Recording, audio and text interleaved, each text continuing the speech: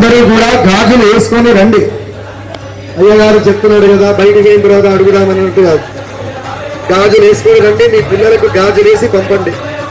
ఏ స్కూల్లో అయితే పిల్లల్ని గాజులు వేసుకొని వద్దంటున్నారో కూతుమ్మడిగా వెళ్ళి అడగండి. ఇది మా సనాతన ధర్మము, మేము గాజులు వేసుకుంటాము, గాజులు వేస్తాము. తల్లులే నేర్పాలి. శివాజీని చేసింది తల్లి, ఆడదే, మగవాడు నేర్పలే శివాజీని. మీరు నేర్పితేనే పిల్లల చేతులంతా భవిష్యత్తు తల్లుల చేతుల్లో ఉంటుంది. పిల్లలకు తెలియకపోవచ్చు, మీరు చెప్పాలి, తిట్టాలి, బెదిరించాలి, పర్వాలేదు. ఇప్పుడు కాకపోతే 10 ఏళ్ల తర్వాత అయినా నేర్చుకుంటారు. మీరు చెప్పకపోతే మీ పిల్లలు ఎలా నేర్చుకుంటారు? వాళ్ళకి ఇప్పుడు గాజులు వేసుకోరు, పిల్లలకి రేపొద్దున షాట్ చేసి పంపిస్తారు. ఆ కల్చర్ ఎక్కడికి పోతుంది? కాబట్టి మన ధర్మాన్ని మనమే కాపాడుకోవాలి. కాదు స్త్రీయే కాపాడాలి.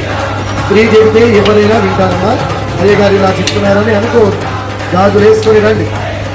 ఎవరి ధర్మాన్ని వాళ్ళు పాటిస్తున్నారు, ఒక హిందువులు తప్ప. కాబట్టి శ్రద్ధగా చేసుకోండి.